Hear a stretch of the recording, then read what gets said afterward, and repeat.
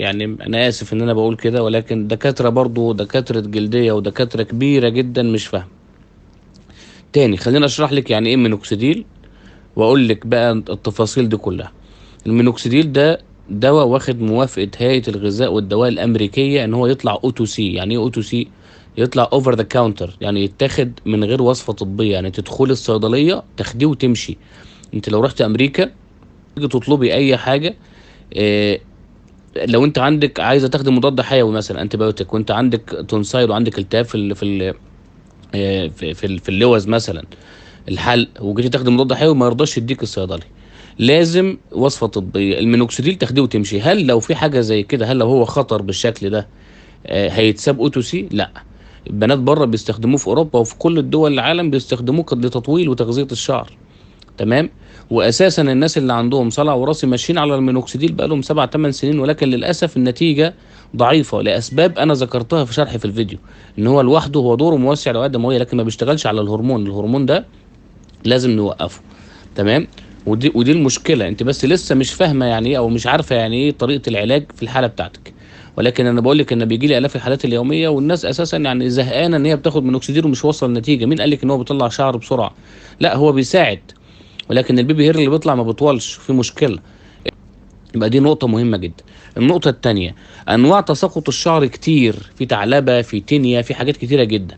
المينوكسيديل تاخديه ايا كان المرض، 3 4 5 شهور تخفي، خلاص انتهى الموضوع، توقفيه براحتك.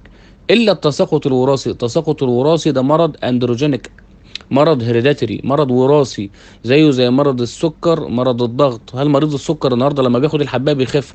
طب لو وقف الحبايه هيتعب. دي مش مشكله حبايه، دي مشكله ايه؟ مشكله مرض. نفس الكلام، تساقط الوراثي ده هرمون جوه بيتحول لهرمون الصلع، ما تقدريش توقف الهرمون. لا بندي ادويه علشان نحمي.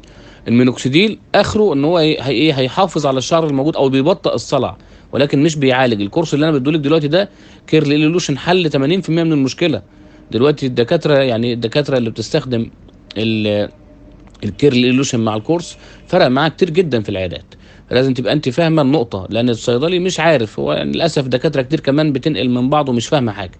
علاجك رقم واحد مينوكسيديل، اتنين بقى والمهم جدا بقى كير ليلوشن عشان نوقف الهرمون، وهيرتونيك كبسول عشان ندعم البلازما اللي في الدم. لازم تبقى فاهم، عشان كده انا بشرح لك عشان تبقى فاهمه الكورس. اما النهارده الموضوع ملوش علاقه بالمينوكسيديل. لو خدتي ميه ورد على راسك وجابت نتيجه في الصلع الوراثي هتفضلي مكمله عليه على طول.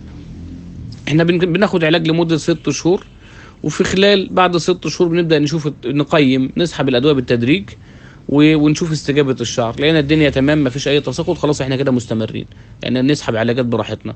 والله حصل تساقط يبقى احنا عندنا خلاص تاكد ان الموضوع وراثي. طول ما فيش فيه تكيسات على المبايض، طول ما فيش فيه مشكله في الغده الدرقيه، احنا كده خلاص دخلنا في قصه الوراثي، ولازم ان احنا نحافظ على شعرنا. يبقى في روتين هنمشي عليه، مش كل الادويه نمشي عليها بعد كده، ولكن في روتين لازم نمشي عليه. اتمنى تكون الصوره واضحه.